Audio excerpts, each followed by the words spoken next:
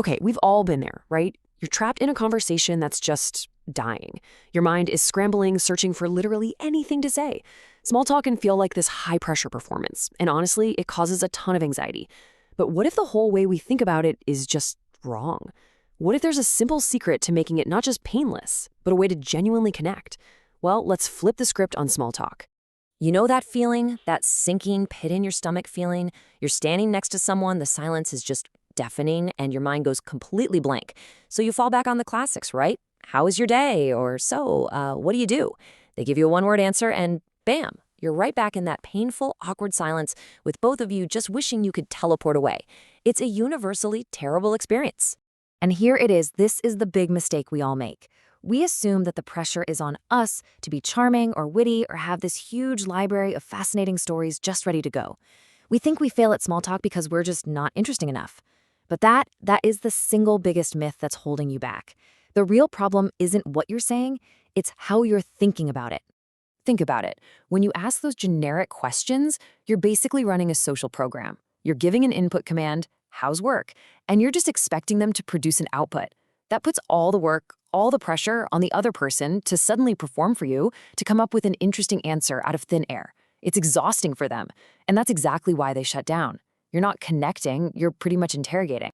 This right here, this is the shift that changes everything. The most confident communicators, they're not pulling magic words out of a hat. They are simply better observers. They've moved their focus from, oh my God, what brilliant thing can I say, to, what can I notice about this person, right here, right now? And this is a total game changer because it takes all that awful pressure off of you to perform. So the old way, just asking questions, it feels like a job interview, doesn't it? It creates this weird power dynamic where you're the one demanding information, but the new way, noticing, that's an invitation.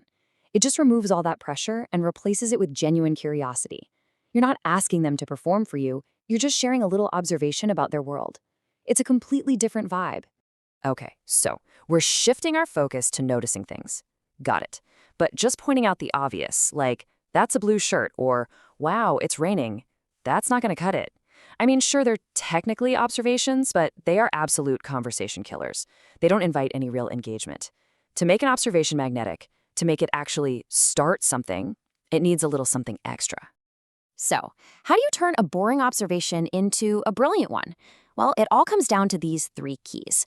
When you combine specificity, a little bit of playful exaggeration, and just a hint of a story, you create an observation that the other person can't help but want to respond to. First up, specificity. This is all about seeing the little details that most people just miss. So instead of a generic compliment like, nice shoes, which anyone could say, you point out something precise. The zombie apocalypse line isn't just a compliment, it's memorable, it's funny, and it proves you're actually paying attention. It's a comment only you could have made right in that moment. Next, you want to add a touch of playful exaggeration. This just injects energy and humor into the moment. Saying you look tired is flat and maybe even a little rude. But comparing their expression to the universal horror of realizing your coffee is decaf, that's relatable, it's funny, and it turns a simple observation into this little shared emotional moment. And finally, this one is my personal favorite. Imply a story. Notice you're not asking a question like, so what's the story behind those stickers? No, you're making a statement that hints at a story. It creates this little bubble of curiosity. You're basically opening a door and inviting them to walk through it and share their experience, but with zero pressure to do so. So you've got these 3 powerful keys, right? Specificity, exaggeration, and story. But how do you package them up in a way that feels natural and easy to say, especially when you're feeling a little nervous? Well, there's one simple 3-word phrase that does all the heavy lifting for you. I bet that. That's it. These 3 little words are your secret weapon. I bet that those shoes could survive a zombie apocalypse. I bet that laptop has seen some incredible adventures. It is a simple, disarming, and incredibly powerful way to launch a real conversation. So why is this phrase so magical? What's going on here? First, it's not about you. It's an observation about their experience. Second, it proves you're paying attention to them as an individual, which makes people feel seen. And third, it's just a gentle guess, not a demand for information. They can confirm it, they can correct you, they can laugh it off. It's a totally low-stakes, high-reward way to invite someone to share.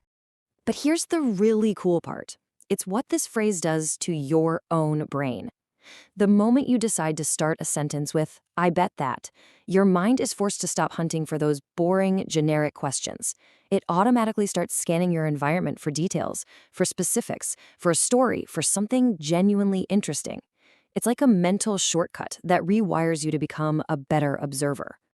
And really, this is what it's all about. This isn't about learning some clever trick to win conversations. The real objective here isn't to become a master of small talk. The goal is to shift your entire focus outward and use your powers of observation to make the person you're talking to feel validated, noticed, and interesting.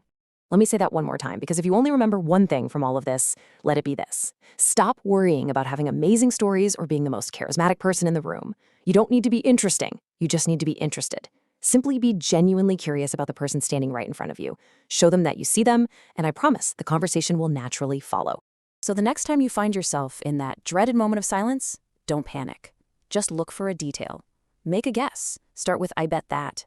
The real question isn't whether you can master small talk. The question is, who will you make feel seen today?